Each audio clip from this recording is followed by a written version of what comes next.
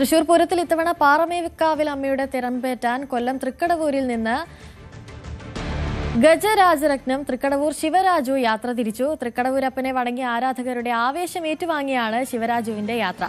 പ്രത്യേകം തയ്യാറാക്കിയ വാഹനത്തിലായിരുന്നു പൂരങ്ങളുടെ ദേശമായ തൃശൂരിലേക്കുള്ള യാത്ര തിരിച്ചത്.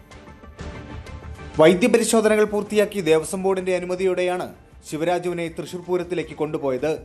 തിരുവിതാംകൂർ ദേവസ്വം ബോർഡിന്റെ കീഴിലുള്ള ആനകളിൽ തലയെടുപ്പും ലക്ഷണ സൗന്ദര്യവും കൊണ്ട് ശ്രദ്ധേയനായ ഗജവീരനാണ് ശിവരാജു. തെക്കൻ കേരളത്തിൽ വലിയ ആരാധക പിന്തുണയുള്ള ആന കൂടിയാണ്. ശിവരാജുവിനെ പൂരത്തിലേക്ക് എത്തിക്കുന്നതിനായി ആവശ്യമായ 2.5 ലക്ഷം രൂപ ആരാധകർ തന്നെ സമാഹരിച്ച് ദേവസ്വം ബോർഡിന് കൈമാറിയിരുന്നു. കുട്ടികളും മുതിർന്നവരും ഉൾപ്പെടെയുള്ള ആനപ്രേമികൾ വലിയ ആവേശത്തോടെയാണ് ശിവരാജുവിനെ യാത്രയച്ചത്.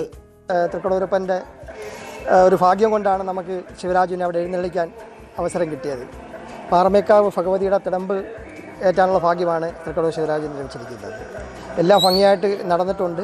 പിന്നെ തിരിച്ചു വരുമ്പം ഗംഭീരമായ ഒരു സ്വീകരണം നൽകാൻ തന്നെ തീരുമാനിച്ചിരിക്കുകയാണ്. ഗംഭീരമായ നടയും തലയെടുപ്പും കൊണ്ട് ആരാധകരെ വിസ്മയിപ്പിച്ച ശിവരാജുവിനെ ഇത്തവണ തൃശൂർ പൂരത്തിൽ നായകനായി കാണാൻ ആബാലവൃദ്ധ ആരാധകരും കാത്തിരിക്കുകയാണ്.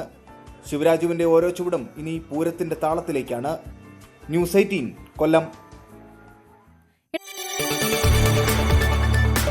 കൂടുതൽ വാർത്തകൾക്ക് news 18 Keralam YouTube channel subscribe ചെയ്യുക.